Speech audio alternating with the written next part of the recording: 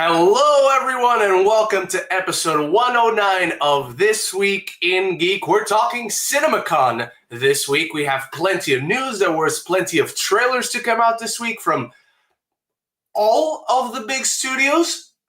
I have the very vague impression that not all of the big ones were there, but most of the big ones were there. Obviously, I'm not at CinemaCon, so I'm not paying attention to the proper panels and the presentations because no access to it.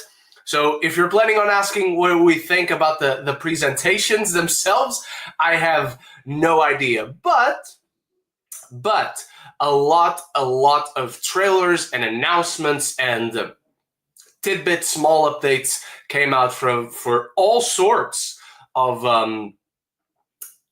the studios, of the upcoming projects. And I think when we start going into the main topic, which, by the way, Zach Pope will be delayed for this. He'll come in at the hour mark because we shifted to daylight savings last week. So now we're all out of whack again. And I do need to start the show at this time today, unfortunately. And I didn't watch a lot this week. In fact, I didn't watch anything that I logged in on Letterboxd. So my weekly ranking is just me telling you guys that I binged the entire second season of Jujutsu Kaisen. So I am caught up on that. So I need another new anime or older anime to binge. I think I'm going to finally get caught up on My Hero Academia next. And then stepping into Vinland Saga. But that's why I have no proper weekly ranking this week, just because there was no movies. There was no screening here. I will have a screening this week. So hopefully I have strong feelings on the film I watch this week to make a review. I am currently watching something that I have quite strong feelings about. It's a show. It's coming out very soon. It's either one or two. You guys watch the shows. You know what I'm talking about. You know what shows are coming out. But yeah, no proper weekly ranking for me this week. Just to tell you, I've watched a shit ton of anime. I also started watching the Devil May Cry anime series on Netflix. And that is pretty good so far. I have never played the games, just for context. But I have not played the games. I've come into the show just I want to watch the show. I know the games exist. They've always looked cool, but I have no idea how faithful or unfaithful it is in regards to the games. But you guys leave your weekly rankings down in the comments. Leave them so we can highlight them as the show goes on, as we wait for Zach, because since I don't have a weekly ranking, and there's no weekly rankings right now on the chat, I am going to move on to the main topic. We're going to go studio by studio, okay? And you guys start dropping your weekly rankings, and I'll bring them on every now and then when we hit a pause, or maybe when we move from studio to studio. All right, everyone. So let's get to the Sony that's the one. Sony presentation. And just for context, I'm using my boy 3C's channel because he did a great coverage on each and every one of the panels when they were over. And he's got time codes for all the films that are discussed, that are talked about. So I'm going to use that as the guide, not just to talk about the individual movies in between each panel, but also to go from panel to panel. So we're going to do this in order, and we're going to start with Sony, which was the panel that opened the first day. I really don't know how CinemaCon works. I don't know if this is day 2, but this is the first major studio to have a panel at CinemaCon. So we're going to talk about that. And they started with the Anaconda reboot. Apparently, Jack Black and Paul Rudd had a video there, but they weren't actually there. Obviously, Paul Rudd is busy shooting the smallest film ever made, as we know. And Jack Black is promoting Minecraft, which I still haven't seen. I'm going to watch that either tomorrow and make it a double bill with Death of a Unicorn, or I'm going to watch it on Monday and then hate myself because I'll have to go to work afterwards. So no thoughts on that. 28 years later, they released a new trailer. The trailer also did come out online. They presented a lot about the prequel, which we already knew about, and Nia DaCosta is directing and all that. I'm just excited of this film. I didn't watch the new trailer, so I didn't get any more excited. I would have gotten more excited about 28 days later if they also released publicly a teaser for the Bone Temple. And I would also have gotten a little bit more excited for the Bone Temple. But again, I don't really have a lot to say about this presentation, about the new stuff they brought out, but just to reemphasize that I am extremely excited. Extremely excited about 28 Years Later, which you can verify if you go watch my top 10 most anticipated films of the year that I did in January. That movie is in there. Then we have Clara and the Sun. If I remember correctly, this is the new Taika Waititi film, and that's all I need. Don't really remember what we were told the film is about. Obviously, they didn't release anything to the public. I believe this is coming out next year, not this year. But yeah, Clara and the Sun, Taika Waititi is doing it. I'm interested, immediately interested. Then they presented something called Grand Gear, which I really do not remember hearing about this. I don't remember even Chris mentioning it in his video, but obviously he did. Grand Gear, what is this? There's no one attached. There's no plot synopsis. I generally have no idea what Grand Gear is. So if anyone in the comments does, leave them there with your weekly rankings. Then Resident Evil reboot. The only reason I know they had a, what should we call it, the Resident Evil reboot section at their panel at CinemaCon is because I watched the John Campea breakdown of it all, and it's literally the director, Zach Krager, came out. He's like, I cannot wait to bring this to you guys. I'm very excited. And he walked away. All they did was show the logo on the screen. That's it. So I'm not a Resident Evil guy. I wasn't a CinemaCon. There's really not much to talk about here. Then we have The Breadwinner, and I feel like there's already a movie with this title. So, for the sake of me not mixing them up, there's a 2017 animated film from Cartoon Saloon. And then when is this one coming out? 2025? I don't know. No, that's a short. 2026?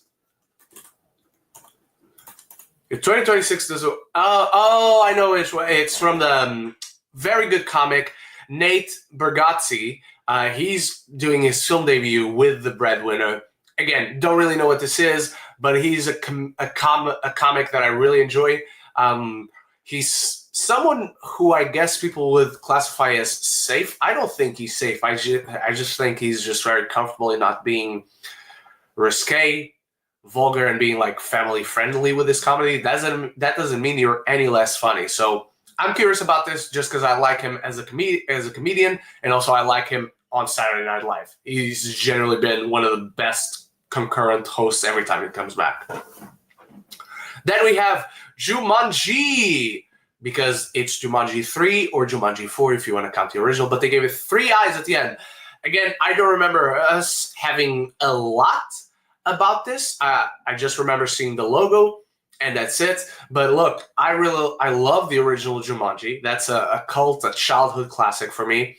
Love Jumanji Welcome to the Jungle. It was much better, much funnier, much smarter than it had any right being, honestly. And I really want to see a next one, because Next Level, while it wasn't as good of a film, I think it is in one of those Ted to Ted 2 situations where Ted 2 is not as good of a film as the first, but it's funnier. It's consistently funnier. So that's how I feel about the Jumanjis in general. I cannot wait to see this one. Then we go into the live-action Zelda movie that was just given a release date a few days before CinemaCon, or maybe it was the day that CinemaCon started. I'm not sure.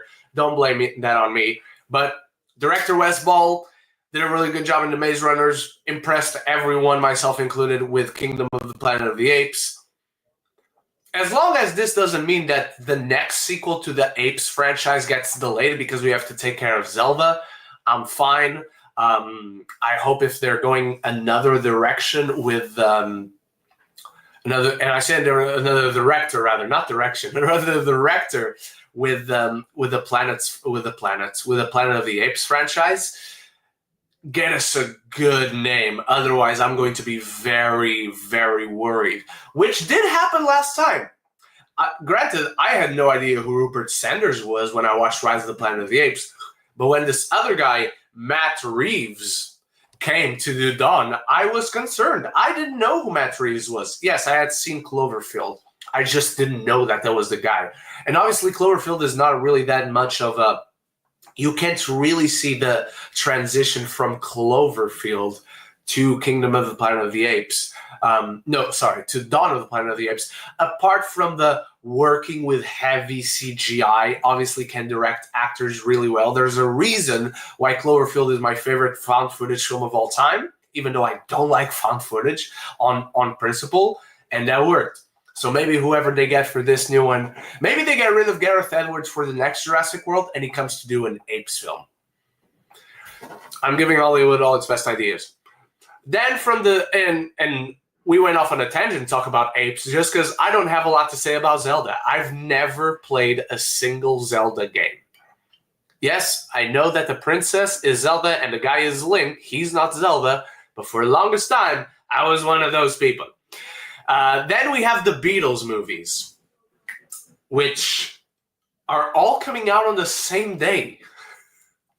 4 individual movies, plus the team-up movie, the Beatles movie, all coming out on the same day. And they'll start individually and collectively. Joseph Quinn, Barry Keoghan, who else? Harris Dickinson, and who's the fourth guy? The Beatles movies. Who's the fourth guy? Why am I blanking on the fourth guy?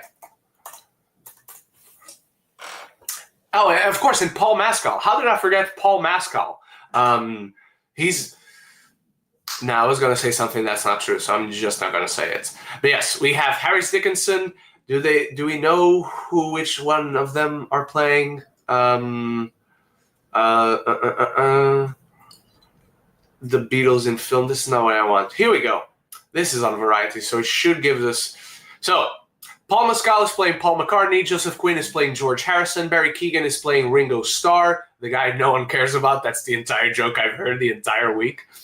Harris Dickinson as John Lennon. And I find this really hilarious because John Lennon is perhaps the most charismatic out of them all. And he picked the least charismatic out of all these guys. But hey, all these movies are coming out. They're coming out on the same day, as well as the 5th team-up movie. They announced, just in case you guys watching don't know this. So CinemaCon, when they present films, always around this time of year, they present the films coming out from their studio to theaters, because this is all for the exhibitors, for the theater owners, for the cinema owners. They usually present the films that are coming out within the next calendar year, so until the next CinemaCon. Sometimes they will mention 1, 2, maybe 3 that go a little over that, but are still coming out next year in 2026. The Beatles movies are releasing in 2028, which means Sony had so little in their panel that they presented all these Resident Evil, Clara and the Taika Waititi movie that I'm for Clara and the Sun, Resident Evil, Jumanji 4. I'm not counting on Jumanji 4 coming out this year, maybe not even next year. Zelda is only coming out in 2027. We know that. We are on the verge of hearing them talk about these movies until 2028. They're going to talk about these movies next year. They're going to talk about these movies in 2027. They're going to talk about these movies in 2028. Obviously, depending on when the movies come out. And it says April 2028.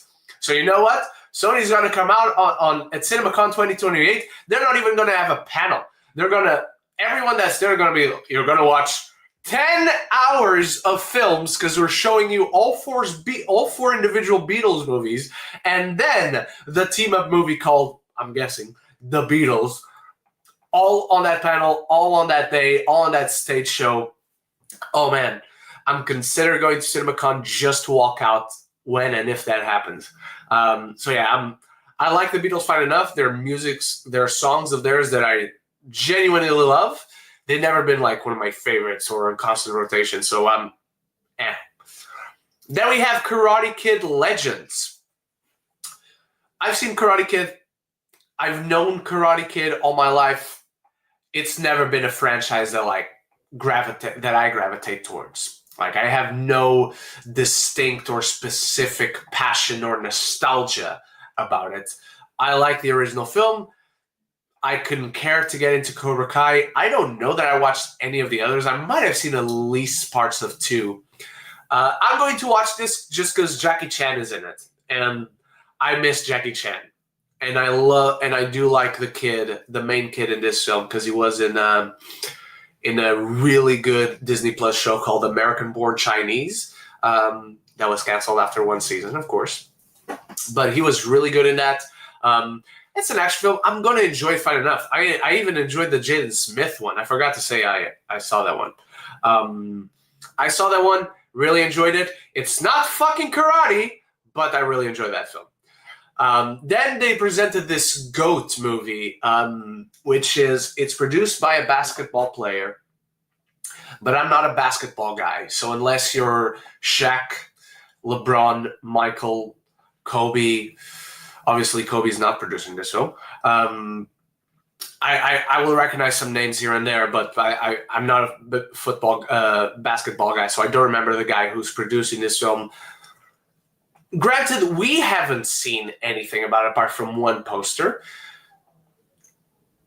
And as far as I know, no one was too fussed about what they did see, so I'm just completely indifferent on this one, guys. Not gonna lie. I'm not gonna say let's avoid it. I'm gonna say it looks like shit, because I don't know.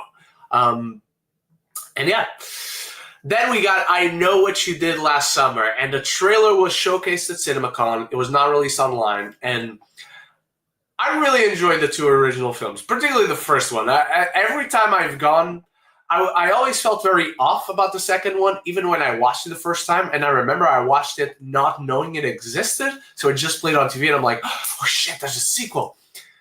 And I always felt off about that film, and every time I've gone back, which, granted, I haven't done that many a times, but certainly I haven't done it on purpose, but I've never quite vibed with that sequel.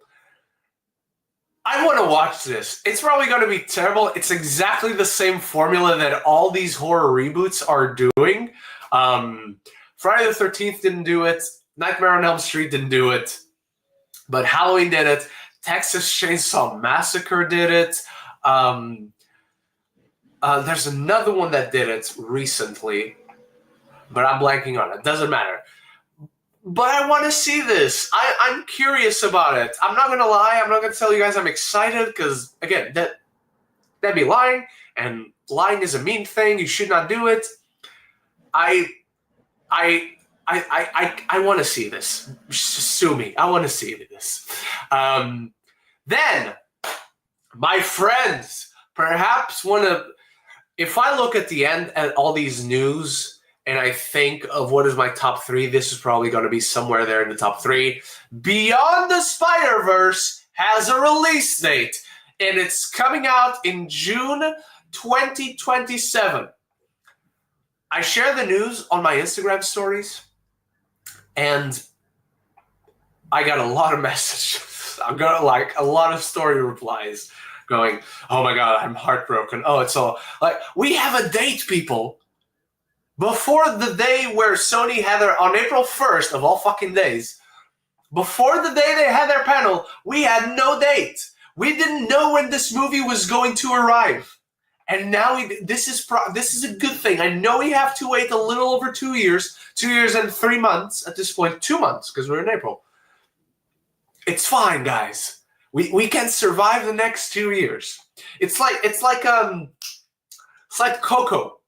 Coco was announced. We only have 4 years of waiting when we've already waited 8 years. So it's a total of 12 years waiting. We just didn't know. Now we only have 2 years of wait until Spider-Man Beyond the Spider-Verse. It's fine, guys. This is good. It's gonna be bad if they delay it, and then we'll talk about it. But right now, this is good. And apparently people saw footage. We, the public that doesn't go to CinemaCon because we can't afford it because it's offensively expensive.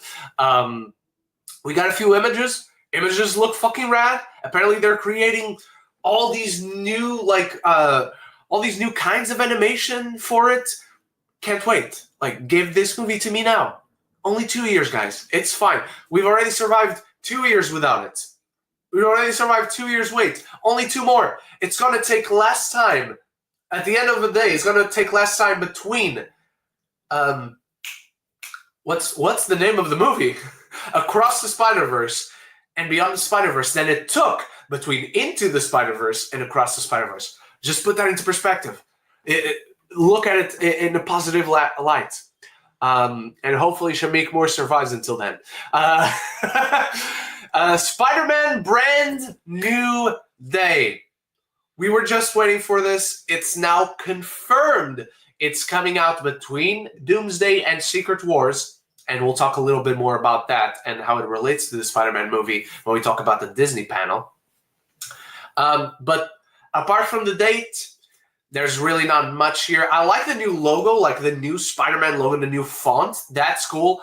Brand New Day, I can take it or leave it. As a classic Spider-Man fan from the comics, every time you see the word day associated with Spider-Man, you have war flashbacks. I wouldn't be surprised if that's what happens here. And maybe this is all a bamboozling. This is like a Serpent Society situation where they're eventually gonna flip it on us and go, actually, the title, ladies and gentlemen, is Spider-Man One More Day. And Peter Parker reverses a certain wish, and the entire world gets flipped upside down, and then turns out he was also in a battle world, in Spider Island or whatever. Maybe he wishes for Uncle Ben back, you know? So yeah. All right. And we're done with that. So before we move on to the next panel, we have a super chat from our good friend Tony Movie Chappie. Thank you so much for the support. I thought about watching Dawn of the Dead remake for the first time since it's the only Zack Snyder film I've never seen, and I tend to defend and like most remakes than most people. I own it on Blu-ray. I don't know. Do I know what the consensus is on this one? I'm not too sure in it, but I have the impression that most people prefer the remake. I prefer the remake. Not that like it's this big of a difference. Like the remake is here and like the original is shit. Nothing like that. Like I'm not saying I love the remake. I just say I prefer the remake. I really enjoy both films, but I prefer the remake to the original. All right. Then, all right, we're done with Sony. We're going to move into Lionsgate. And this is what everyone is waiting to hear my thoughts on, ladies and gentlemen. John Wick. Lots and lots of John Wick announcements. John Wick Ballerina, they went a little bit into that. That one's coming out this week. Not this week. No. It's coming out this year in the summer. I believe it's in the summer. Is it later than the summer? So they went into that. I'm already excited for that. And apparently John Wick is essentially the villain in this film, which is like really fucking cool because number one, you know he can't die. Number two, even if we hadn't already seen John Wick 4, we know who John Wick is. We know the ballerina is not beating him, but we also know John Wick has a consciousness, and it feels like she's essentially doing what he did. So he'll probably have some, I don't want to say pity, but leniency on her. After that, though, they officially announced John Wick 5. He's officially back. So half of the conversation, at least, it's going to be how, oh, they're destroying the significance, the value of John Wick. They're not. Like, don't care. Doesn't matter, really. Like, it's the Baba Yaga. This entire franchise is an allegory to Dante's Inferno. For all I care, make it a literal one from now on. Really, I could not be less bothered to have more John Wick. It is my favorite action franchise of all time. Like, this is it. So I'm going to be biased, I admit it, but I'm not going to be mad about it. They also announced a John Wick prequel from the director of Kubo and the Two Strings, which, wait, wasn't Travis Knight the director of Kubo and the Two Strings? Hang on. And some sites at the time when everyone was reporting on this, some sites were using the language anime, and others were just using the word animated. So I don't know which way to lean towards. Okay, hang on. Let's find Shannon Tyndall. That's it. That's the director. What has he directed? He was in the animation department in Megamind, Coraline, Turbo, the Emoji Movie. He's never directed before. I'm about to sneeze at any point, just to let you all know. No, he has directed. He directed Ultraman Rising, which came out last year, and then a short in 2015 called On Ice. Let's see what he wrote. He wrote story by him on Kubo and the Two Strings. Then he did 3 episodes of Foster's Home for Imaginary Friends. I know that's a big show out there for a lot of you. Lost Ollie, I've heard about. He wrote that. And he also wrote Ultraman Rising. So I haven't seen that, so I can't comment on it. There she is. But yeah, this animated prequel, I am excited for it, man. Especially if it is anime, because I want us to have theatrically released movies, animated movies that are rated R, but not in the sausage party way. I want rated R because of violence, because of blood, because people are getting their heads exploded. That's what I want to see. And then we got the Kane spinoff, directed, starring Donnie Yen. That's coming out as well. I cannot wait to see that because I adore John Wick 4. You all know this. You all know it's my favorite of the franchise. Kane was a standout in that film. The fact that you have 4 movies with John Wick and you grow to love him so much, and then this cool-ass motherfucker just walks in and you're like, kind of rooting for this guy as well. I can't root against that. That's just so cool. I wish all these things would have been at last year's CinemaCon, because now has it been a year? It must have been a year because it came out in March. We're like over a year removed from John Wick 4. And John Wick 5, I understand that they wouldn't have announced it last year. But Ballerina was also delayed. But the animated spinoff, the Kane spinoff, the animated prequel rather, and the Kane spinoff, why not announce those on the hype of the last film? Regardless if you're going to make a 5. Regardless if Ballerina comes out. Then we got The Long Walk. And I genuinely do not remember what this is. This is a 2025 movie? Oh, Mark Hamill is in it. Oh, it's the next film from Francis Lawrence. Yes, I did hear about it. Based on a dystopian horror novel. No, it's not a novel. No, it's an original. No, it is a novel. It's a Stephen King novel, so of course it's a horror. Cooper Hoffman, David Johnson, Mark Hamill, Charlie Plummer, Ben Wang, Roman Griffin Davis. Do I know this guy? I think I know this guy. Roman Griffin Davis. Oh yeah, the kid from Jojo Rabbit. Holy shit, nice. And Judy Greer. So good cast. Apart from that, I don't really know what this is, so I can't comment. Hunger Games, Sunrise of the Reaping. I am still very early on the book, so I didn't quite get into it just yet. But I cannot wait for this. I'm a Hunger Games fan. I've read all the books except the one based on the last movie, just because I was mad because that wasn't the story that I wanted. That wasn't the story that I was waiting for. So at the time I was like, nah. And then I still really enjoyed the film.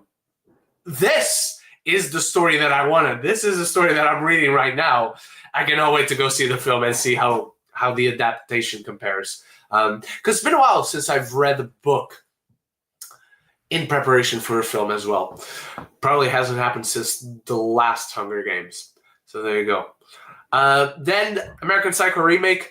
Again, nothing came out about this from what I saw and what I read about this presentation, this specific segment on the presentation. There was really nothing there. It was more so a situation of, we're talking about this film just to let everyone know, yes, we are making it. Yes, it is coming out. So, yeah. Then they played the trailer for Good Fortune, which we did get in public, which is a new Guy Ritchie film with Natalie Portman, Eiza Gonzalez, John Krasinski, and at least 2 more people that are like names. I love the look of this. When this trailer came out, I was all into it. It feels like The Mummy. It feels like National Treasure. And you got all these charismatic stars doing something interesting and clearly having fun doing it. I very, very much vibed with this trailer. Then they presented a film called Power Ballad. And let me see if I can figure out what this is. Oh, I heard about this film. It's about an upcoming music-driven, about a wedding singer, a guy who sings a wedding. And then he runs into this old, now aging rock star. And then the young guy steals this song from the veteran rock star. And it's from John Carney, who's quite the really good director. He's the director of Sing Sing. He's the director of Florian's Son, director of Once, the director of Begin Again. He directed episodes of Modern Love, like all hits, no misses with this guy. And yeah, it stars Paul Rudd as the aging rock star, as far as I believe, as far as I know. And I believe Nick Jonas as this young up-and-coming wedding singer. So yeah, I'm excited for this, man. I'm curious about it. Now You See Me 3 was next, and this would probably also end up in my top three announcements from CinemaCon, because I love the original Now You See Me. The less said about the second one, the better, but I love the original. I've always been itching for a fourth, regardless of how I feel about the second one. And myself, along with most other people on the internet, as we saw in the announcement they made, we all wanted the title of, doesn't matter if it was the third one, to be Now You See Me, Now You Don't, and they went for it. And it's fantastic. I love this title so much. It's smart. It's also silly. It's having fun with it. It's a title that catches your eyes. What do you mean the movie is called Now You See Me, Now You Don't? Like, what is this movie about? And then they'll find out about it. And also, on top of that, they announced Now You See Me 4. I don't really know where this franchise can keep going to. But yeah, let's just hope the third one is as good as its title, and then they keep that momentum going.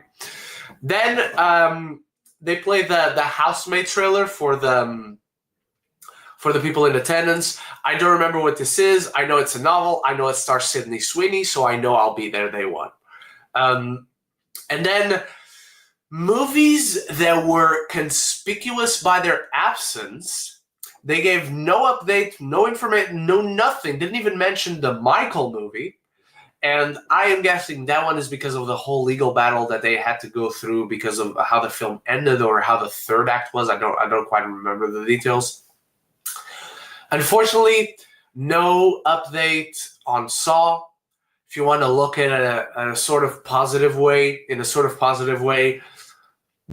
didn't confirm it was dead. They just didn't unconfirm that it was dead. They didn't confirm it was alive and well either. So, and they also didn't mention at all The Strangers Chapter 2, which is like one of their biggest movies, or at least one of their biggest endeavors right now, because they did this whole thing of shooting a trilogy back to back. And the last one came out last year. The first one came out last year. Now the second one's coming out this year. They don't even bother mentioning it at CinemaCon. Like, what? Are exhibitors not interested in seeing the film you're giving them for them to possibly make money on it? Like, what is going on, everyone? And then they played the Hurry Up Tomorrow trailer. This is, obviously, I didn't watch it because there's already another previous trailer that came out earlier. I saw that one. It's from Trey Edward Schultz, the director of Waves, which is a film. I like the first half. I love the second half. I don't really know what to make of this film just yet. Because Jenna Ortega is great, but The Weeknd is not a very good actor. Great music, does great music, not a good actor. And like I said, Trey Edward Schultz, the one movie of his that I like, because I believe he also did It Comes at Night, and It Comes at Night is god-awful. I hate that movie. I don't hate that movie, but it's not good is what I'm trying to say. And Waves, I feel split on Waves. Both positive, regardless of how you look at it, but not really sure what to think of it right now. I'm still going to watch it. Going to be there day one, even if just for curiosity's sake. All right, from Lionsgate, we go to Warner Brothers. And, okay, never mind. And, ladies and gentlemen, they announced officially, they talked about it, Coyote versus Acme is saved. We are going to see this film for some reason next year and not this year. But hey, we won. It is a victory. That's all I care about. I'm so happy we will all get to see this film. And I'm saying I'm happy because I have selfishly already seen one scene from this film. And it's fucking awesome. So I can't wait to see what the rest of the film is like. Then they presented the Paul Thomas Anderson film, One Battle After Another, which we also have a trailer publicly out for that one. I don't remember if it was mentioned that they played any footage or a new trailer or just the same trailer, but because I don't have anything to say about the presentation itself, I'll use this moment to give you a little bit of my thoughts on the trailer. Like the trailer, not really sure what to make of it, but I'm also not really concerned with how I feel about a Paul Thomas Anderson film, because the trailer for There Will Be Blood is not the most interesting trailer of all time, and yet we got the movie that we got. Then they talked a little bit about The Bride. This is the Maggie Gyllenhaal film that was delayed till next year. I'm not really fussed about this one, guys. I'm going to see it. I think she gathered a very good cast, and I'm always down for a monster story. But I have seen the one movie Maggie Gyllenhaal has directed, and it was not good, like at all. Then they talked a little bit about Conjuring 4, supposedly the final one. Sure. I like all the Conjuring films. Conjuring 2 still remains by a large margin the superior one. Like Conjuring 1, like Conjuring 3, I will watch it. Mortal Kombat 2. No, wait, I skipped one. Final Destination Bloodlines. I believe they also launched a new trailer because of this presentation. It was also launched online. I haven't seen it. This is my horror franchise now. This is the one that I got left. Saw died. Now I have Final Destination. It's the only horror thing that continuously keeps me going. Then they talked about Mortal Kombat 2. And this one, I am very, very mad that they did not release a trailer online. I think at this point, that is genuinely stupid. It already took you 4 years to make another Mortal Kombat film. I think the moment you do this, give a trailer to the audience, not to the CinemaCon people. They got one, I bet. I don't know. But give us a trailer, man. Come on. Then they discussed the new Zach Cregger film, Weapons, which he was... The main reason why he was at CinemaCon was this. It was not the thing from the day before where he just said, hey, Resident Evil, I'm doing it. Bye. Weapons, I still have no idea what it is about. But I'm very excited for it, just because if it is anything like Barbarian, a film I didn't quite love as much as most other people, but if it's as violent and as intriguing and as creative as Barbarian was, we're in for a damn treat. Then they present the F1 movie, one of the most anticipated films of the year. I think they released a new trailer for this one online as well. Again, I didn't see this new trailer, but Joseph Kosinski, Brad Pitt, Bottom Gun Maverick. I'm going to be there to watch it. Then they talked a little bit about WB Animation. They did a presentation on The Cat in the Hat.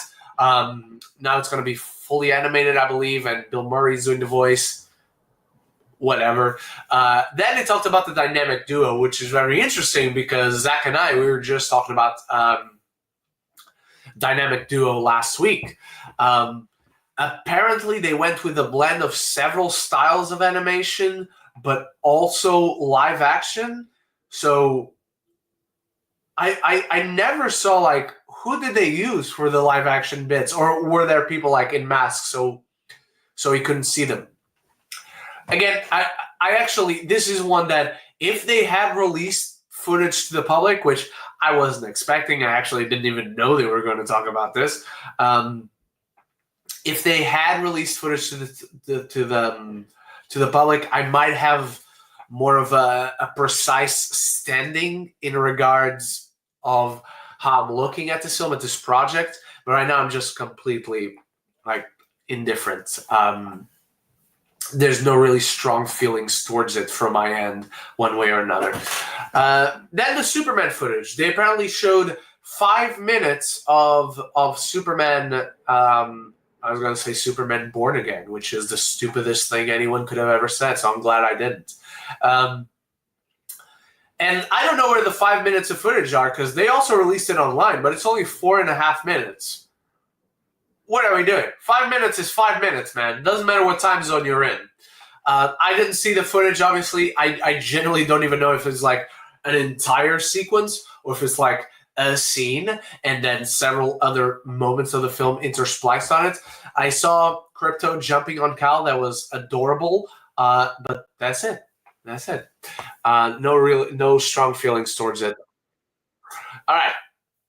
We're making good time to make sure we're done with this by the time Zach gets here to get to your questions. Then we have the Universal panel. They talked Jurassic World Rebirth.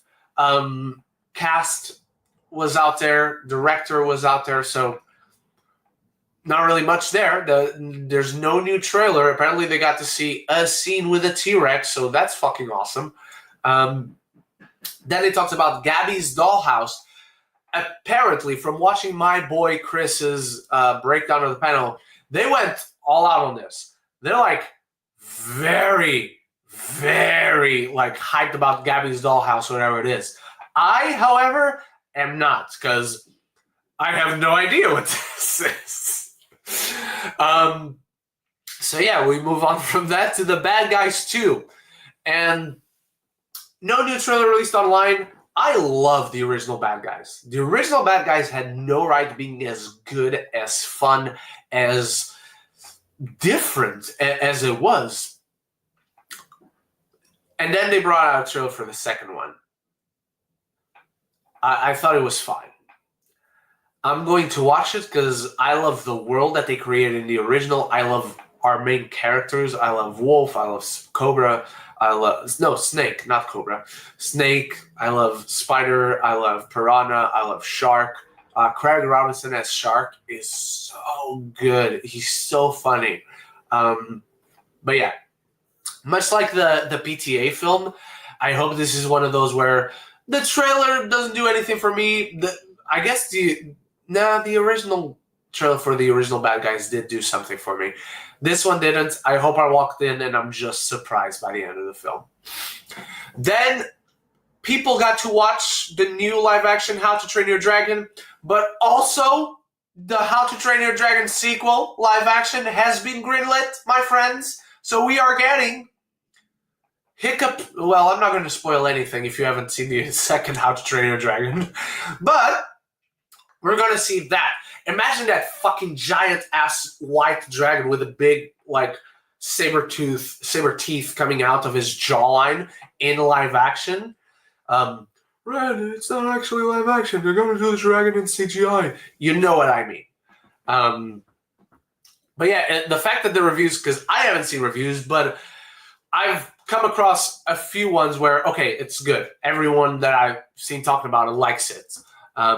And the fact that the sequel's already greenlit, that's a good sign.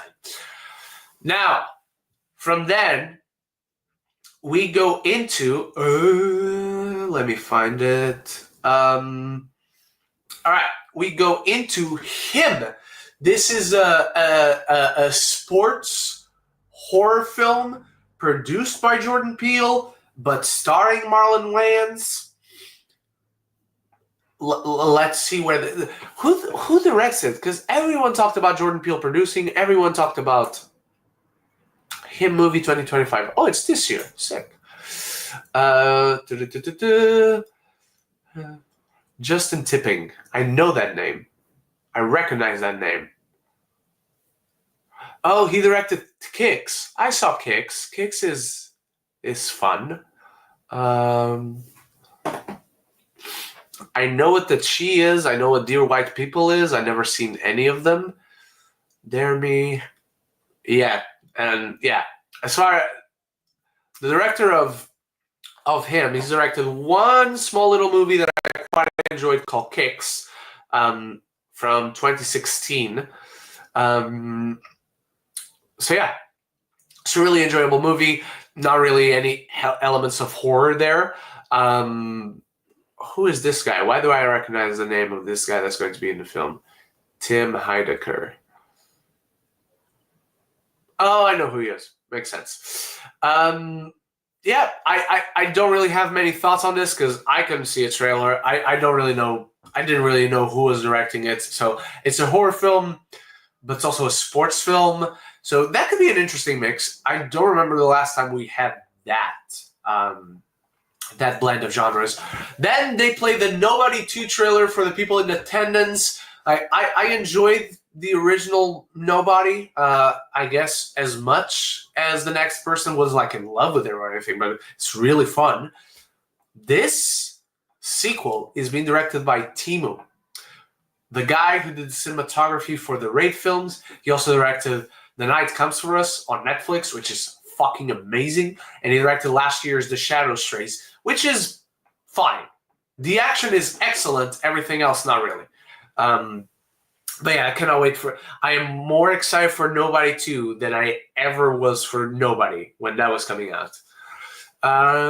Next up, we have the Five Nights at Freddy's teaser trailer. I'm going to be honest, guys.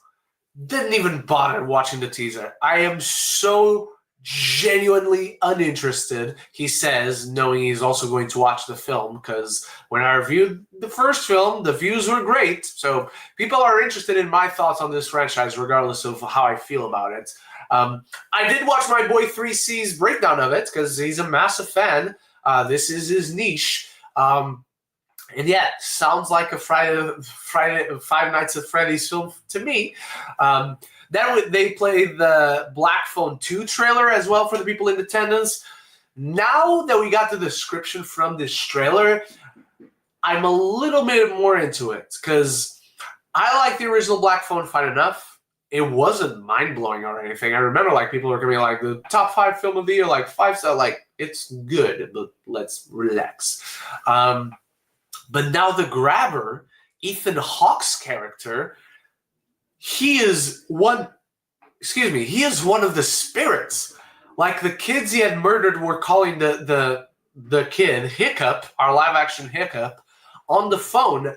He is now like fooling kids via the phone to grab them and to entrap them. And I think that's fucking awesome.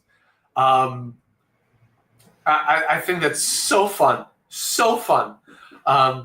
Then, speaking of fun, we got the Megan 2.0 trailer. And this one came out to the public online. This one I did watch. And this one I stopped watching halfway through because I'm like, okay, you're showing way too much. Why is this trailer still going? That said, I love this. This is, guys, I'm going to sound hyperbolic. This is what we go to the movies for. Something that it is completely unafraid to be itself, to be silly, to be this whole new take on Terminator 2 that does this interesting, like, natural next step from the original, but doesn't go the obvious route. It's having so much fun with itself. It's like sometimes when you watch a TV show, this usually mostly happens in sitcoms, but like you'll watch a sitcom, and 99% of sitcoms, second season, much better than the first. And what you usually hear people saying when that happens is like, oh yeah, because the first season they were trying to find themselves. Like the show knows what it is in the second season. Megan feels exactly like that. That's what Megan is, and I couldn't be more excited to watch it. This film looks so silly, so fun, so fucking badass, which I never thought I'd say about Megan. And it's more of an action franchise now.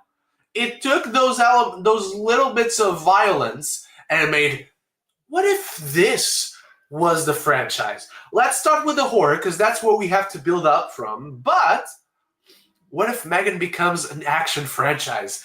I love this. Did you love the Megan trailer? Yes, it looked fun. He did. I can't hear you, but I'm seeing that you're nodding your head yes in a positive manner. Testing. Speak again. Testing. Yeah, it was me. Sorry. Can you hear me? I'm Okay. yeah, because I was on mute. Because I'm using Chris's 3C's videos as guide for the trailers. So, what are your thoughts on the Megan trailer? It was awesome. Yeah. I know the first. I hope this one's rated R though. I hope this one's rated R. The Megan 2. Yeah, the original wasn't, was it? Yeah, I remember that. So I hope this is rated R. The guy in the elevator. Yeah, there's a rated R version on Peacock, but it's not much different. Okay. Like I think this needs to be rated R. It probably won't be though, because a lot of a lot of teens and a lot of kids really liked Megan, which is cool because like this can be their horror franchise, you know. But exactly the Gen Z horror franchise. Exactly. Since mine are dying, then we got a trailer for Soulmate, and I have no idea what this is. Soulmate is an upcoming science fiction erotic thriller directed by Kate Dolan from a story by James Wan. Oh, it's a spin-off of Megan. Yeah, it's like companion, basically. Okay. That's what it was described as. And it's coming out in January next year, so, little 8 months away. I'm curious. Not going to say I'm certainly not as excited for this as I am for Megan 2 now that I've seen that trailer. But yeah, interesting.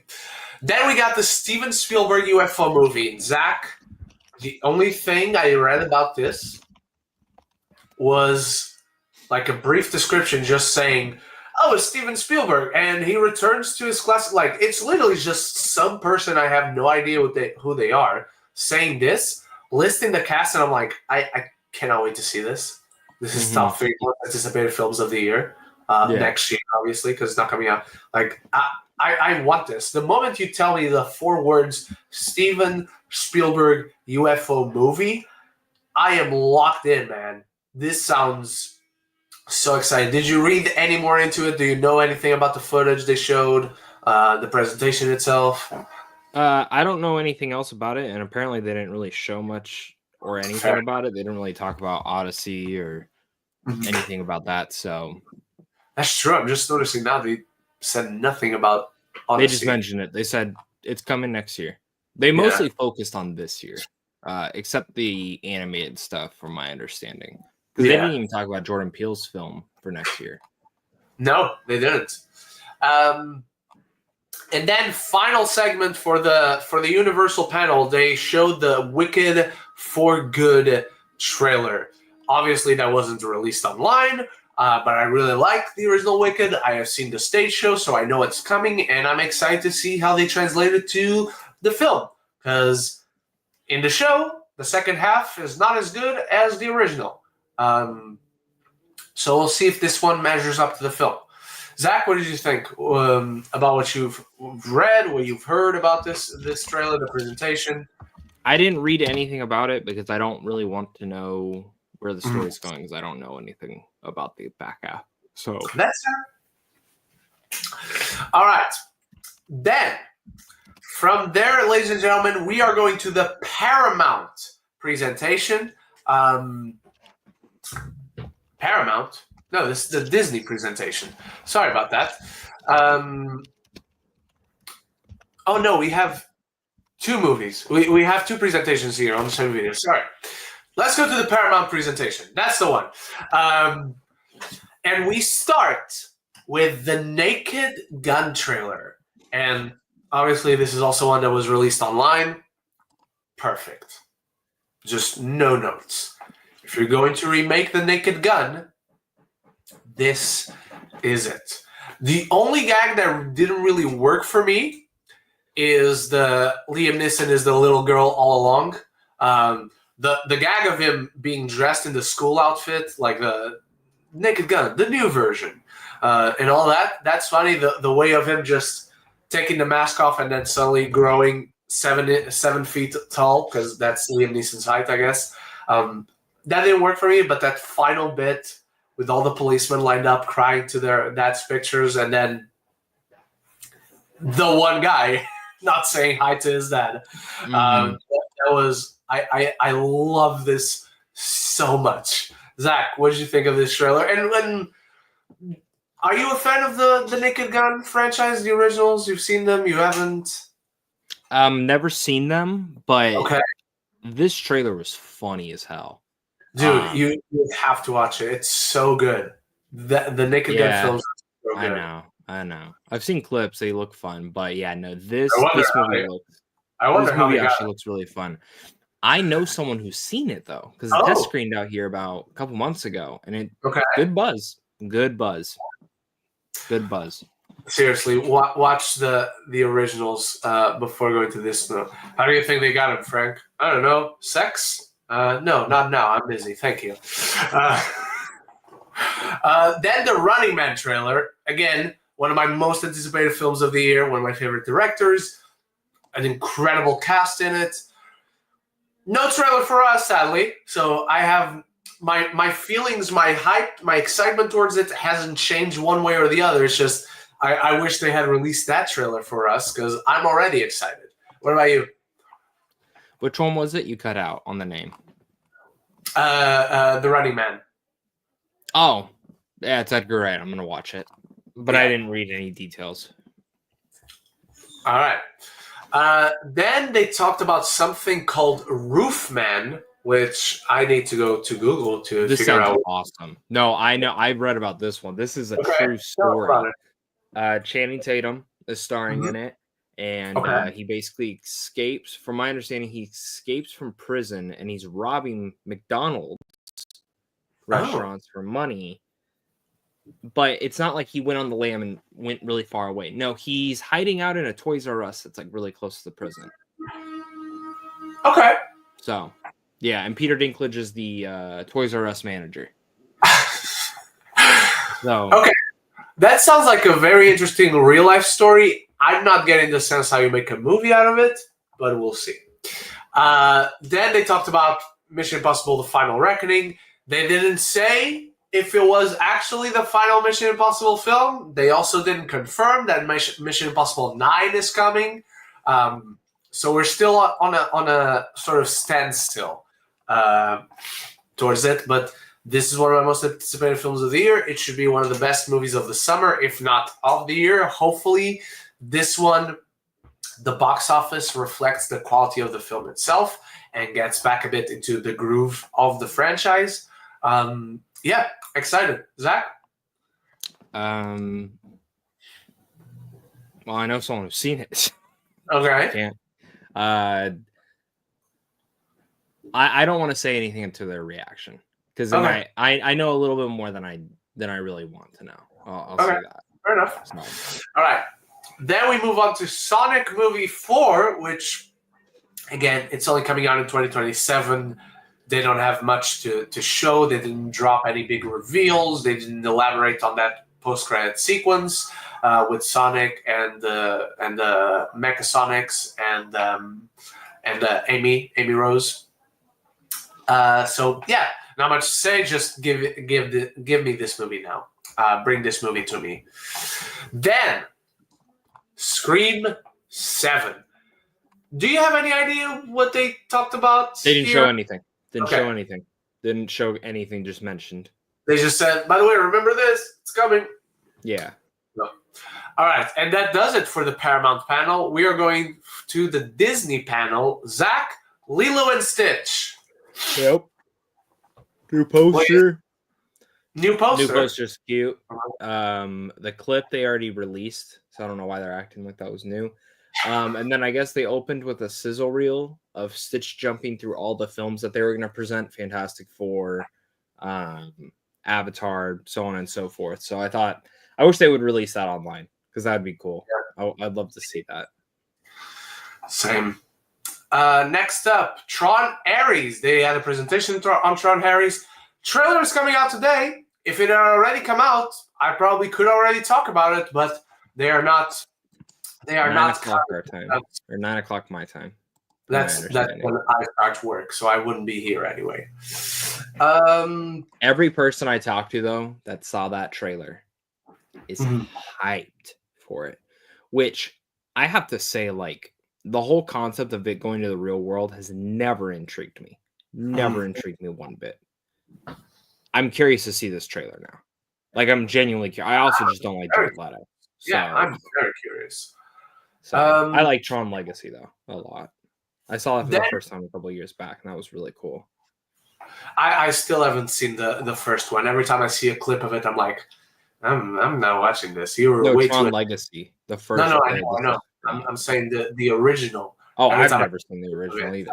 I'm not watching. I'm not bothering watching this. You were way too overambitious for the 80s, visually speaking. Then Predator Badlands.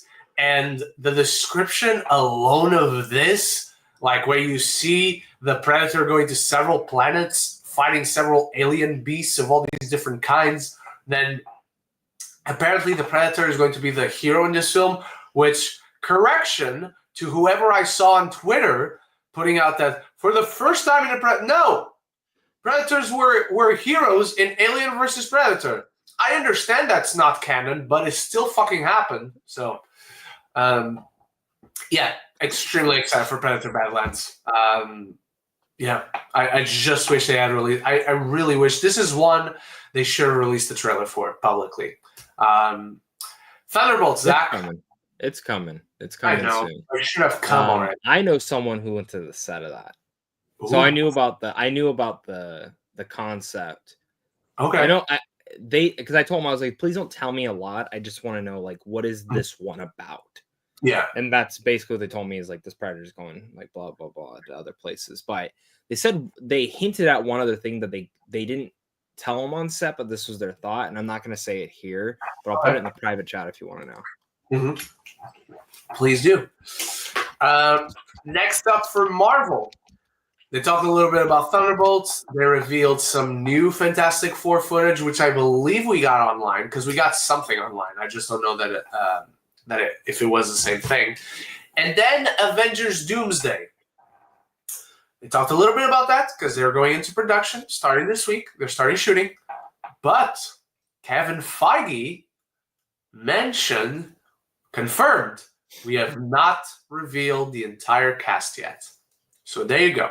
We're definitely going to have one episode of the show in the future, whether it's the near future or not, where the topic is going to be the same as last week again. Possibly, maybe they don't. Maybe they just... Yeah, it depends how big the roles are. You know, because like if Hugh Jackman's in this film, which I fully believe he is, and it's only for 5 minutes, why reveal that? Why reveal that? Because I don't think it's going to be necessarily in order. I don't think necessarily all the names revealed however they do it next. I don't believe all of them are necessarily going to have less screen time than all the names that were already revealed. Fair enough, but that's what I just mean is like I hope that it's not like, again, if Hugh Jackman's in this and he's only in it for 5 minutes, I would rather not know that he's in the film and just go see the movie and then be like, oh, that's awesome. And then it leads into Secret Wars and him being a bigger character there. It depends on what he's there to do. Because, like, they revealed Idris Elba was in Infinity War and he has one scene. You know, he has 5 minutes. Yeah. And but if it's not prevalent, it's like... Yeah, exactly. That's what I mean. If it's 5 prevalent minutes, don't reveal it. If it is 5 minutes, that okay, and they're gone. I think they should, especially to temper expectations. Because if you don't say it, and then he suddenly shows up on screen, the moment his face comes on screen, everyone's gonna be like, "Hold up, Wolverine is here. What now?" And then he's gone, and they're just gonna be mad for the rest of the film. Mm-hmm. All right, next up, they talked a little bit about Elio. I know over here, a few critics went to a special screening that showed them the first 20 to 30 minutes. I don't know if they play the same in CinemaCon. From my understanding, I don't think they did, which is usually weird. Pixar usually shows the first 25 to 30 minutes. They did Inside Out last year. They did Lightyear 2 years ago or 3 years ago. Mm-hmm. But I think there has been complaints at CinemaCon every time they've done this because it's like why are you just show the whole movie? Yeah, and I guess a lot of people get up and leave when they do that. Like they walk out and they go sit. And I saw all these critics that I know going to see the first 20 minutes of Elio. Why? I want to see the whole film. I don't want to see 20 minutes and wait months. They do that. Pixar has done that. I want to say since Incredibles 3 or Incredibles 2. Have done it like in recent years. I see it happen all the time, and I'm constantly like, no, I want to see the movie. Yeah, I think it just depends on the opportunity. I think the privilege of talking to the director or actor or whatever, I want to have seen the whole film to talk about their work. Yeah. All right. Then we have Zootopia 2. They introduced a new character, a Quokka. A therapist Quokka, which is like the perfect fucking combination because Quokkas are amazing. And that's it. That's all I know of it. So apparently there wasn't anything else of note. But last and certainly not least, Avatar, Fire, and Ash. They confirmed the film will be coming out this year. It is not delayed. It feels strange, Zach, because we got an Avatar film 3 years ago. It feels too soon to have another. Yeah, 100%. But yeah, James Cameron talked about the fire avatars, the fire Na'vi. There's also going to be a nomadic air tribe that's going to be in the film. So he's totally never watched Avatar: The Last Airbender. Like, if you ask him, I'm sure he has never heard of it. He doesn't even know what that is. Zach, what do you think? What did you think of the presentation? I mean, I already knew everything they kind of showed just from years ago. Someone telling me 3, 4, and 5 synopsises. Yeah. So everything they revealed, I was like, oh, I already knew that. But I didn't get to see anything, so it's nothing new to me. Sounds fucking cool. I love Avatar, so I'm in. I'm excited. All right, everyone. And that does it for our recap of every single panel of CinemaCon. If you had to choose one of the presentations to and I say presentations, not the full panels, but like any movie particularly like they talked about that stands out to you? Beyond the Spider-Verse. The fact that they actually gave that release date. But John Wick 5 being announced is big because I'm curious, but Donnie Yen's spinoff, prequel, that's cool.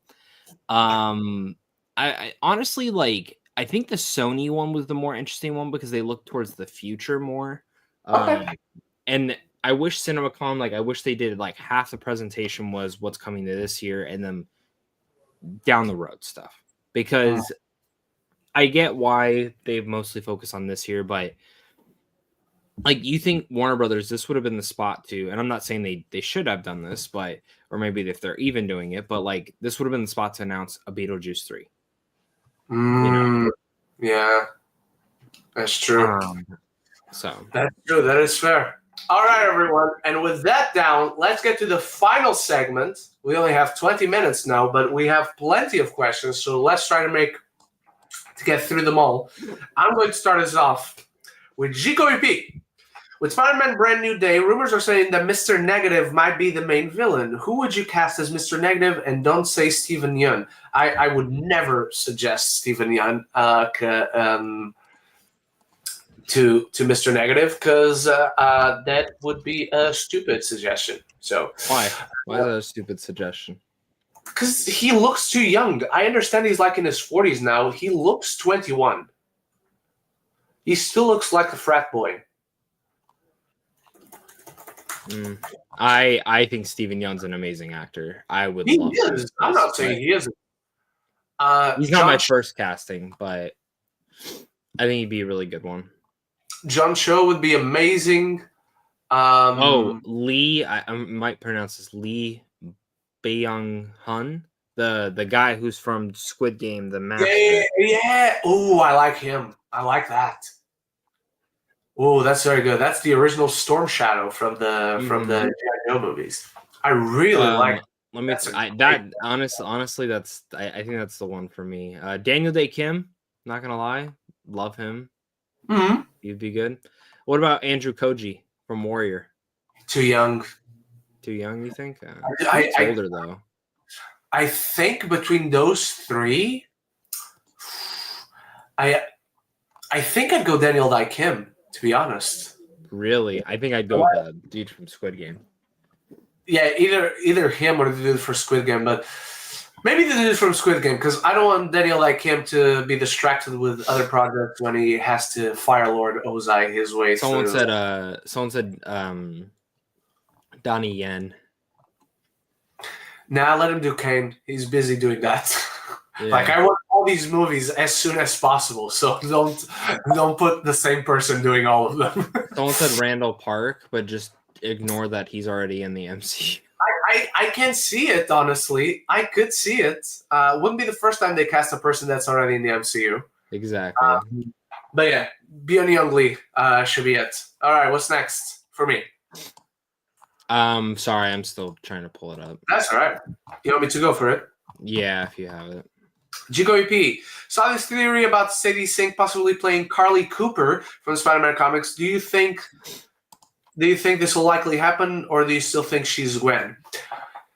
I still think she's Gwen, and that's because of the title, because of the speculation I went on about the title, and also the fact that it's set between Doomsday and Secret Wars. Those are the main reasons. But save this clip. You might laugh in my face when the film finally comes out. Zach? Depends what the plot of the story is. Genuine. I know we can go read what Brand New Day is about and stuff, but titles are titles and comics are comics, and a lot of things get changed and adapted. So, because I don't think if Mr. Negative really is the villain, I don't think he's in Brand New Day, from my understanding. Mm-hmm. So, I think there's a possibility she's Gwen. But I'll also say, if this is taking place in Battleworld, Spider Island, and this is their new reality, Mayday. I genuinely think it's Toby and MJ's daughter. I think it's a cool way to bring her in. I think it's a cool way to bring them back because, Sony wants them back in this. Yeah. That's 100%. And whatever happens in this movie, leads into Secret Wars. Mm-hmm. This is the in-betweener.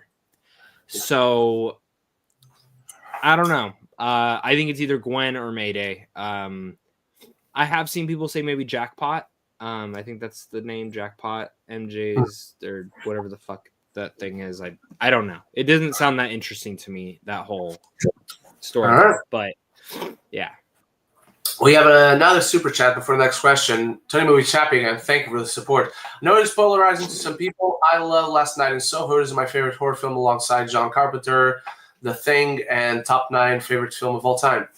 That's cool. Last Night in Soho is awesome. I love that movie. All right, what's next, Zach? Who do you guys think will be the female villain they're talking about for Brand New Day? Silver Sable, Maniac, maybe Black Cat. Honestly, I think it's Sable or Black Cat, personally. Yeah, I'd say I hope it's not Silver Sable. And certainly, I hope Sadie Sink is not playing Silver Sable, but Black Cat, I think it's possible. I think it's possible that because of the whole it's set between Doomsday and Secret War, she might be Gwen Stacy, who is the Black Cat. They're like, oh, that's not a thing in the comics. Exactly. So, all right. Next up. Here we go, GQP. With Val Kilmer's recent passing, what are some of your favorite performances from him? For me, I recently watched Tombstone, and he's awesome as Doc Holliday. But also, shout out to Kiss Kiss Bang Bang, and him as Moses in Prince of Egypt. Zach, do you wanna get started on this one? I mean, you kind of mentioned some. Tombstone's one of my favorite. I think he's a very underrated Bruce Wayne. I'm not gonna say he's Batman. He's a very underrated Bruce Wayne. Fucking great. I'll say as well. I'll step up to the plate on that. But I remember because Batman Forever was not the one that I grew up with. It just wasn't. I don't know why. I don't know where. But that was one I found in my teen years. Like I'd seen it as a kid, but never really. But as a teenager, I don't really love the film. And honestly, I still really don't love the movie. I have issues a lot with it, but I love him in it. I wish he got another movie to do. But yeah, Tombstone's probably my favorite role of his. Kiss Kiss Bang Bang is absolutely underrated. We should have had a crossover with the Nice Guys with Kiss Kiss Bang Bang. It should have been Kiss Kiss Nice Nice. And had they probably would have been the fourth film in the series because it's nice bang bang guys. It's a franchise waiting to happen. Yeah, we keep giving Hollywood their best ideas. But another one, the Top Gun Maverick, and Top Gun. What's his name? Iceman. Yeah. Is it Iceman? Yeah. Tom Kazansky. Yeah. So. Sad. But I'm also gonna say this. I thought he had already passed for some reason. Oh no! So when the news hit, I was like, oh. Then I was like, for some reason, I felt like he had already passed away. But yeah. I'm surprised, and I'm gonna get us started because you missed mentioning Heat. Val Kilmer. Ren. Zach. Zach. I have seen the movie. I just haven't seen it since I was like 6 or 7. So, to that regard, I don't prevalently say to the world. I've seen the movie. I just don't remember it at all. Like I remember the shootout and stuff like that. It's one of those movies that I need to rewatch that. But it's also like 3 hours long, and I have not had time to watch it. I understand. But Heat is certainly up there for me. Top Gun Maverick. You know where he's very underrated? In a movie that's very underrated, MacGruber. He's the villain in that film, if you all remember. I forgot he's in that, yeah. Batman Forever. I've always liked him as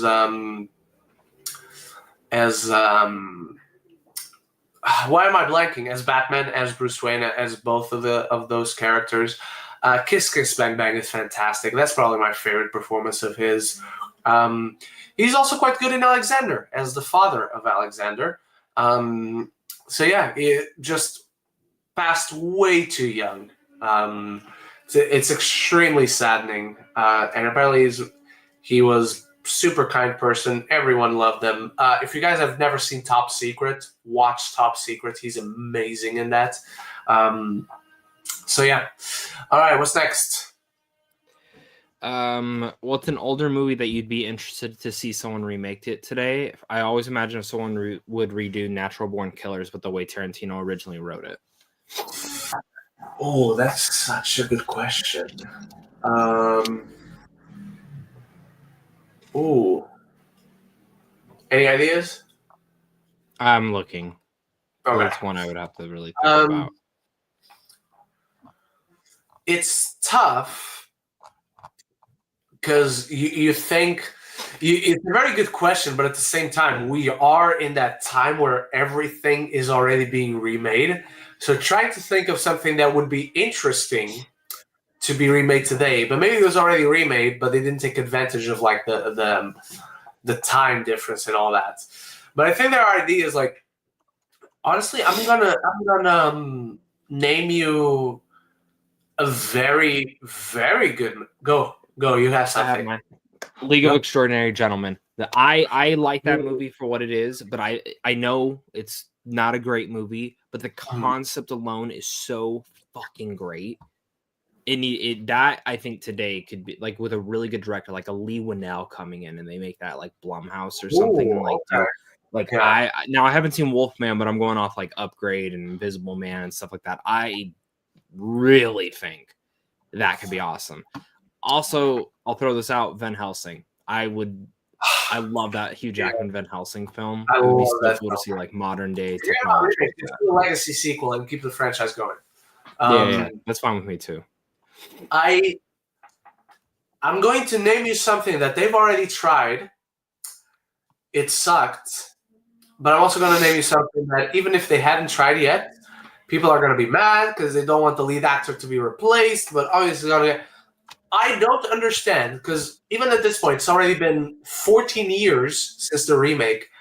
I do not understand how whatever studio owns the rights, how have we not tried again to do a good Nightmare on Elm Street?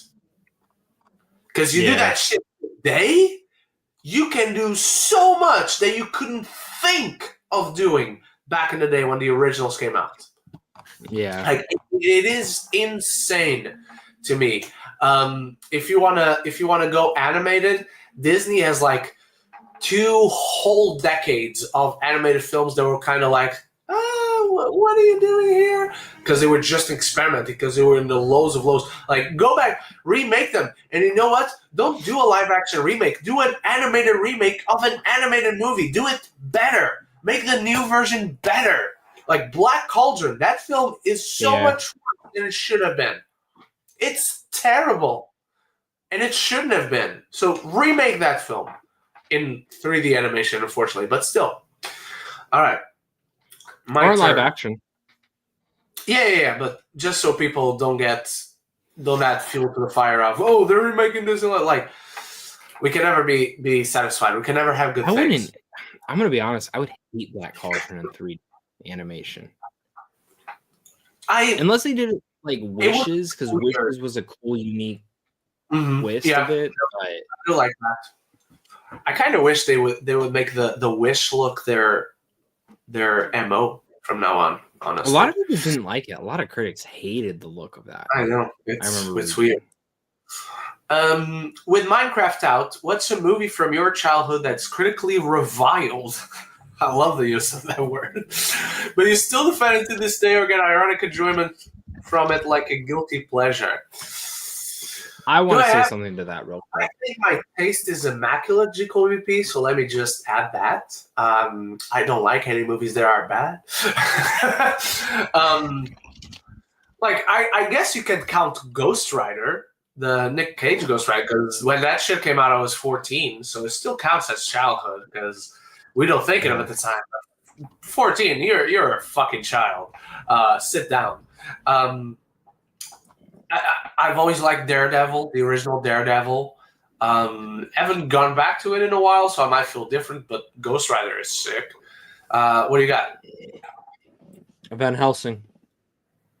Yeah, that's also 2000. I was 11 years old when I saw that. So 24% on Rotten Tomatoes. I do want to say something though. The Minecraft movie is not reviled. It is a 48% on Rotten Tomatoes. That means almost half the critics like that film. I still haven't seen it, so I had fun with it. It's not a good movie. I'll just say it's not a good movie. It's a fun movie. I think if you like Napoleon Dynamite or Nacho Libre, that's the thing. Napoleon Dynamite is not a thing here. It never was. Like, we know it. We've heard of it. It's not a thing. So I don't know. Have you seen either of those? I've seen Nacho Libre because I'm a wrestling guy. Yeah. I remember the one time I saw it. I remember liking it. It's the same humor. It's It's a bigger block. Same director made a Minecraft movie with that same humor. Like, that's basically it. The other day I went to the cinema with Larry from Chilling Boy TV. We went to see The Woman in the Yard, and they played the Minecraft trailer before that. and I'm watching it. I'm like, well, this feels like they're just like Jack Black is just playing the Jack Black stereotype. Oh, 1000% he is. Okay. Fun fact: so, he was supposed to play a talking pig. That film. So, no, what were you gonna say? He was supposed to play a talking pig in the movie. They decided, like a couple of weeks before shooting, that he was going to play Steve. Yeah. Incredible filmmaking from everyone involved. I love it. All right. What's next? Kevin Feige mentioned that Doomsday cast isn't entirely done, so who's your best bet on who's going to be in the second round of casting? Also, I know Halle Berry said she ain't in it, but we've been down the road. She's definitely coming back. She's not in this one. She's in Secret Wars. She's in one of the two. Or both. That's true. Like, or both. Who else? Tom Holland is the easy Tom Holland, bet. Watson, Mark Ruffalo. I would say Charlize Theron as Clea is going to be there. Yeah, Tatiana Maslany. Isaac, hopefully. Isaac, 1000%. I've heard that he is in this. I think my confirmation this morning when I saw that he is not going to Star Wars Celebration in Japan next week or whatever, even gave me more range of that because Doomsday's filming, and he has nothing else on his docket to film. So that makes me excited because while I still think we should have probably had a Moon Knight season 2 before this, that is so exciting to see that Moon Knight is going to be in a big budget Avenger. I'm so happy. And Mr. Knight as well. And whatever they call Jake Lockley. What do you think Jake's... Yeah. All right. What if he gets 3 chairs? Like they do the chair thing again. It's Oscar Isaac. Oscar Isaac. Yeah. That'd be fucking... Or they just do all the 3 at the same time instead of like being one chair. They're like, they're showing 3 chairs and it's all Oscar Isaac. That'd be sick. GKP, what criticism levy towards do you scoff at the most? This actor plays the same character in every movie, or this actor is too overexposed? I mean, either or. Like, I immediately get less interested in having a conversation with whoever says one of these two things. But I guess the overexposed is more annoying because the overexposed actually only depends on the person saying that. It's like, you don't want them to be overexposed? Don't watch the fucking movies they're in. Simples. So yeah. What about you, Zach? Between these two, which one do you dislike the most? Probably the same character in every movie one. Because the over I can kind of understand because sometimes they force actors down our throats, like the Sam Worthingtons and then whoever that other fucking guy was. That was from John Carter. So remake Carter. That film was fucking amazing. Start that franchise, man. We'll just do a sequel. Yeah. So, all right. But yeah, probably just the same thing. Someone said thoughts on Sydney Sweeney and talks to be in a Gundam movie. I don't care. I am the biggest fan of all time. I have always loved. What can I say? I'm gonna watch it now for sure. Never cared about Gundam in my entire fucking life. I'm gonna be there. I'm this movie's biggest supporter now. I don't believe this movie will happen. Okay, Zach, are you just trying to be mean? To hurt me? Yeah. I'll tell you this: if Voltron succeeds, now that I'm invested, get made. If Voltron succeeds, this movie gets made. If Voltron doesn't succeed, be interested in. If you guys have never seen the Netflix Voltron Legendary Defender show, one of the greatest animated series you'll ever see. You haven't seen it. The terrible show. I have. You have not. You have not. So boring. Voltron is literally one of the most boring things in the entire world. You've not seen it. I have. I don't I've believe seen one iteration of it. Exactly. Not the Netflix Legendary Defender one. And I never will. Actually, I will watch it once you watch Dark Crystal. So, okay. Age of Resistance. No, I understood that was it. I know you didn't mean the movie. All right. Thoughts on apparently David Fincher doing a sequel to Once Upon a Time in Hollywood with Tarantino, writing it for Netflix.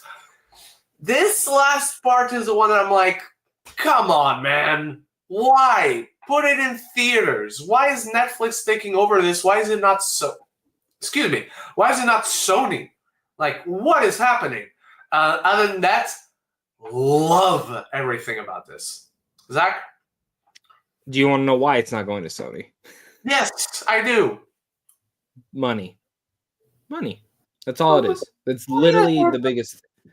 They apparently, I heard the budget on this is $200 million, which again is more reason of why this should be in theaters. But they bought the script from Tarantino for $10 million, and then it's a $200 million production basically. I am so excited for this.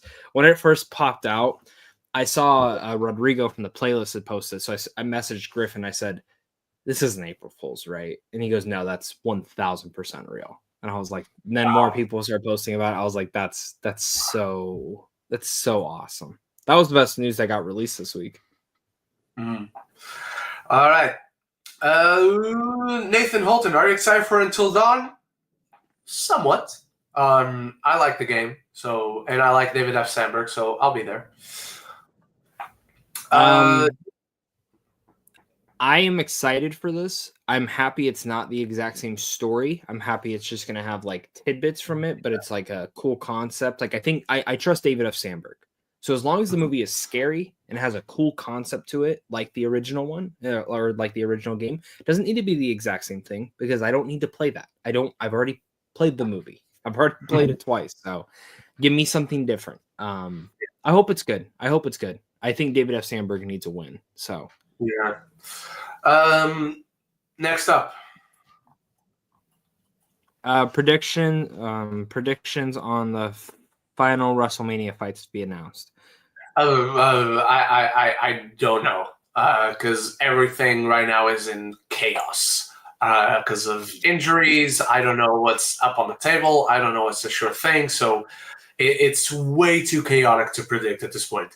And it feels wrong that we're 2 weeks away and not everything has been officially announced.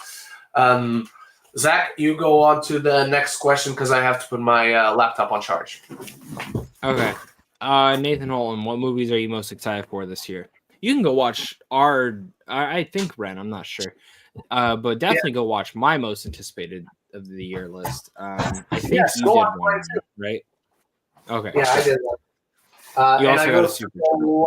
I go through a lot of honorable mentions, so there's a lot of movies that are mentioned there. Yes, we do have a super chat. Let me just make sure my computer doesn't die. There we go. Once again, from Tony Movie Chappie. Thank you very much for your support, my man. I don't mean this to be controversial, but why do some critics like to put politics in their reviews?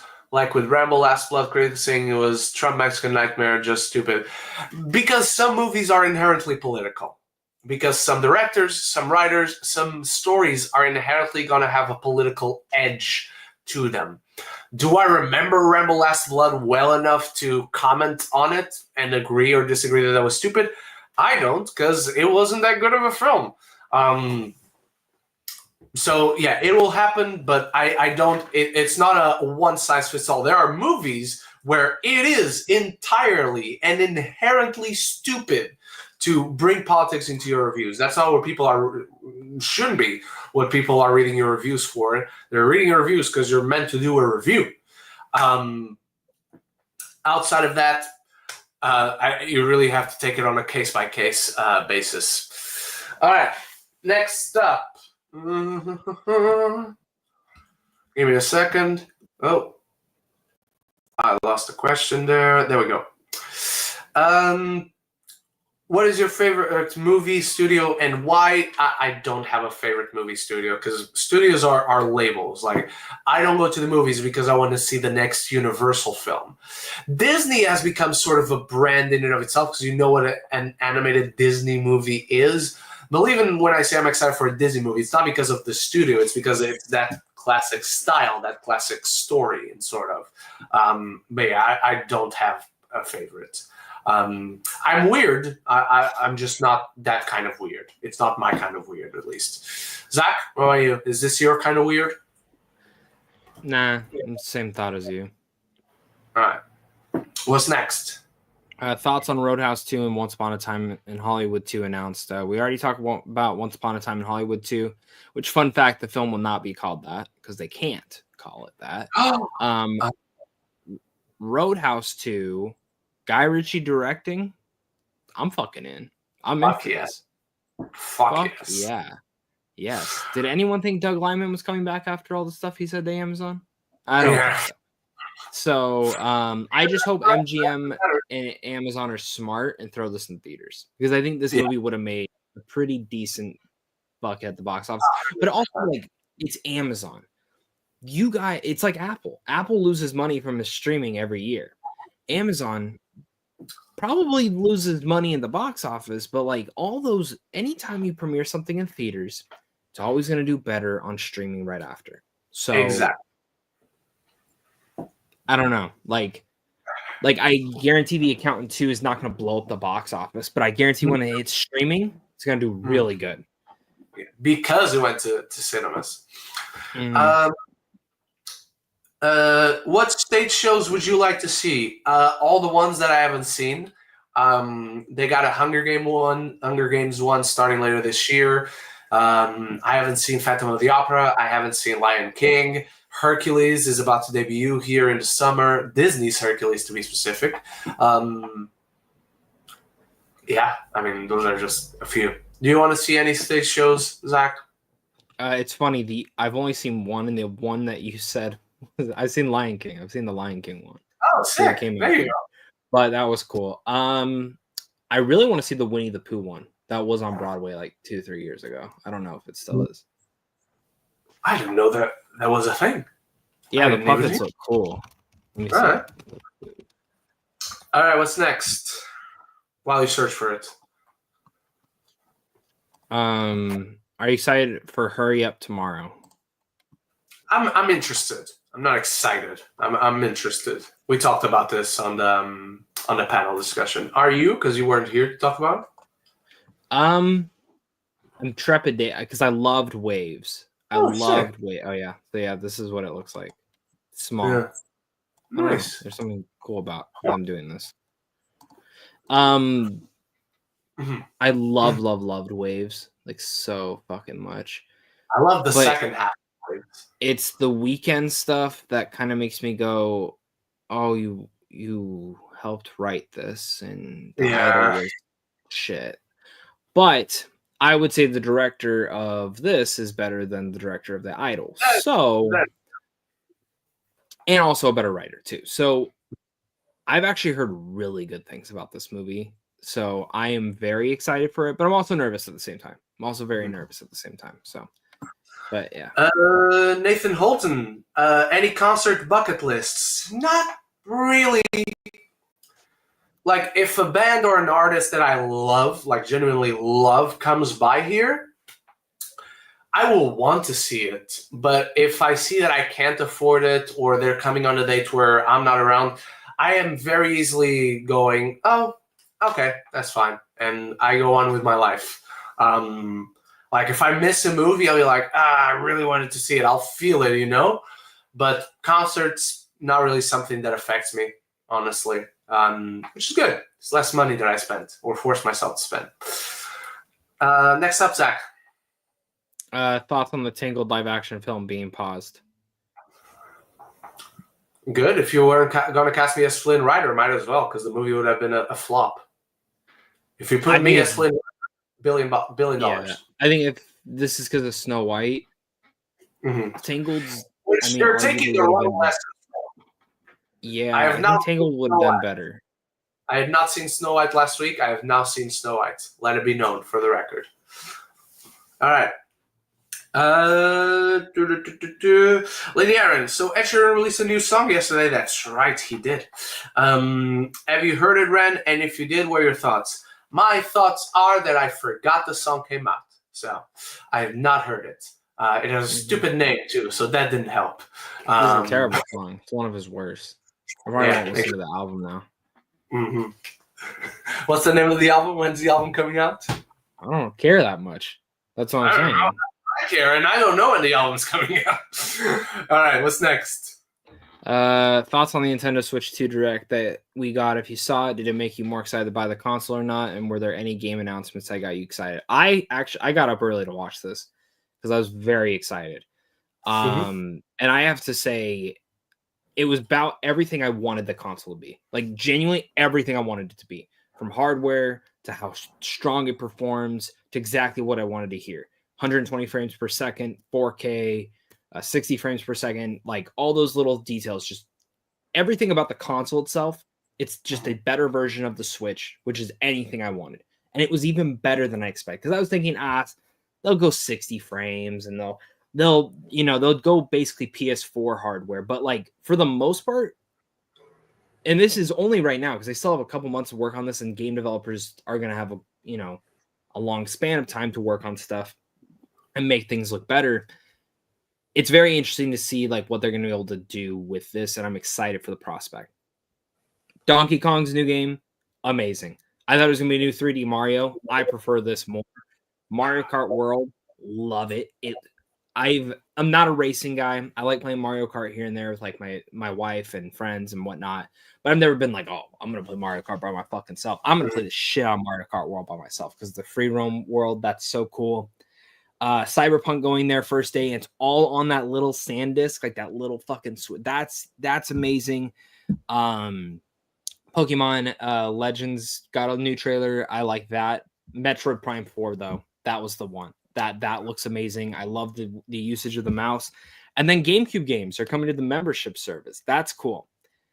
What I'm not a big fan of is the price of the games. $80 fucking for a Mario Kart The game. next question is about that, so don't go into that in that bit too much. Oh, okay. But I'll leave it at that. Didn't care too much for the presentation. I was watching it just in case a Pokemon exclusive is coming to the Switch 2. Price is better than I expected. For now, for at least out here, the tariffs are gonna fuck us because they're delaying pre-orders. I'm probably still gonna end up buying it when it comes out, or at least. No, definitely not when it comes out, but I'm probably getting it for Christmas because I'll also get the new Pokemon Legends game for the Switch 2 as well. So yeah, I'm probably going to get it earlier than I expected, but just because of Pokemon. Otherwise, I didn't care about anything that was being said or talked about in that live. I had it in the background. All right. And Lydia, and speaking of Switch 2, what are your thoughts on the price of the console and thoughts on the price of the games? Do you think it's reasonably priced or do you think it's way too expensive? Zach?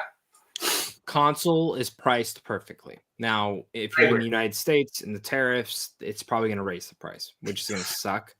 I think the price point it's at right now is perfect. Even for the bundle, $500, you get Mario Kart World, $20 off, basically.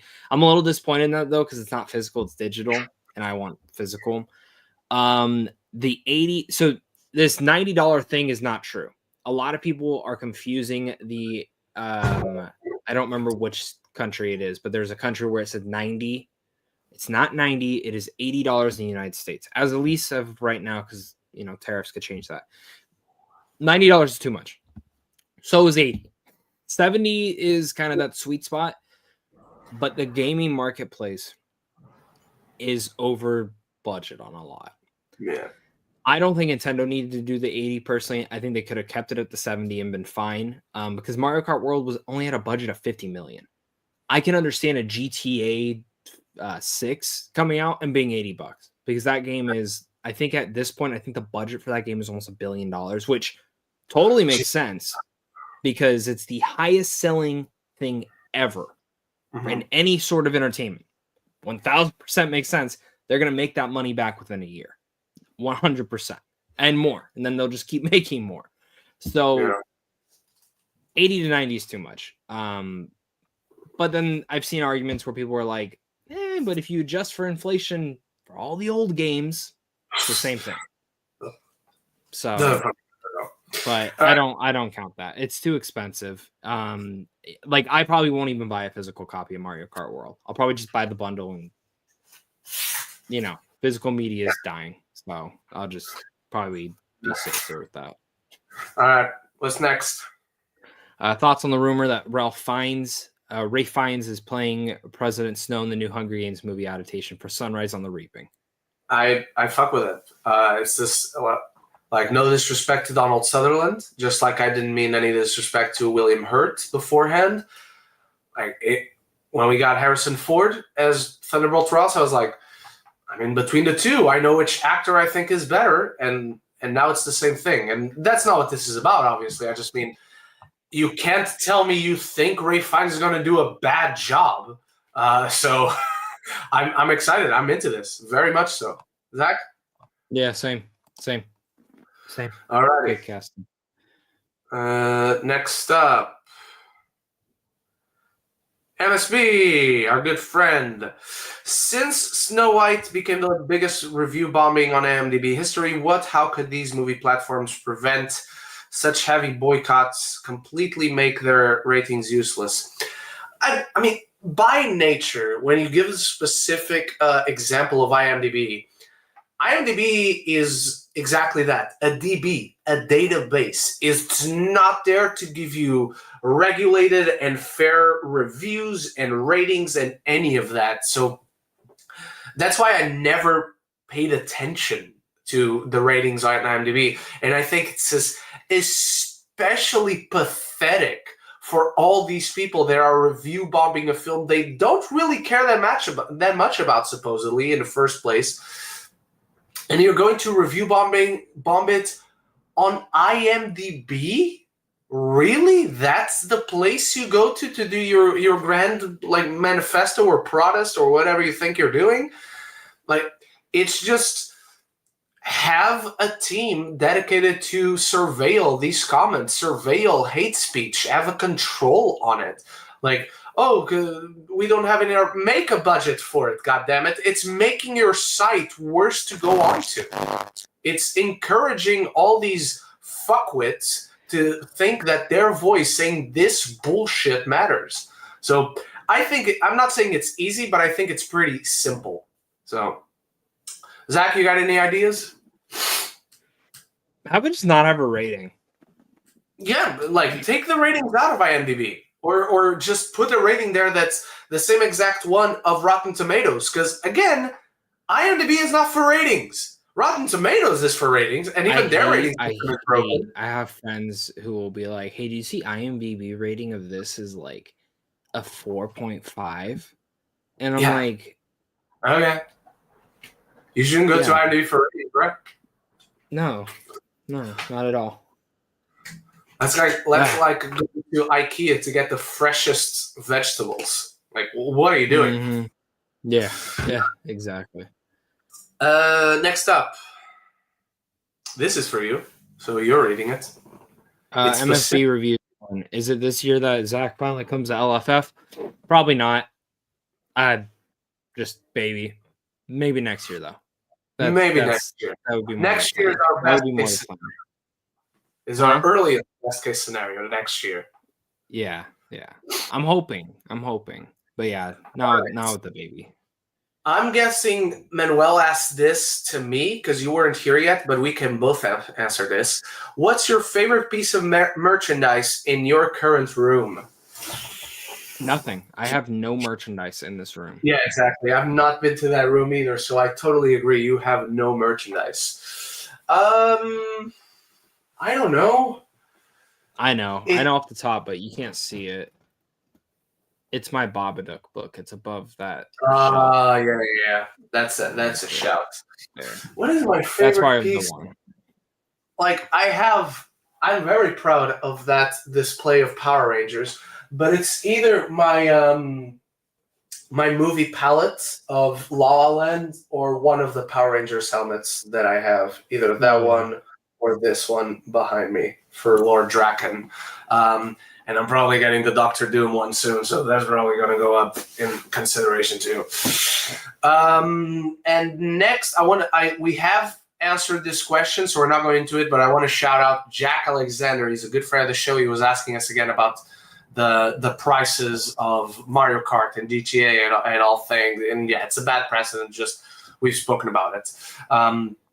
And if that is it, that is it. That does it for this Week in Geek. I have to leave immediately as we finish the show to go to work. But thank you so much, everyone, for watching. Thank you, Zach, for being here. I apologize that Zach couldn't be here in the first hour. That's because over here in Europe, we finally switched to daylight savings last week. So now Zach and I are 1 further hour apart instead of being 1 further hour closer to each other time-wise. We're still time traveling every Saturday right here. And next week, same time as today, because I also have work. So maybe Zach ends up accidentally being able to join us right at the start. If not, it's all good. We'll see him in the second hour. Thank you so much for watching, everyone. Stay tuned for reviews this week. We're finally coming back. And as always, love each other and love the movies.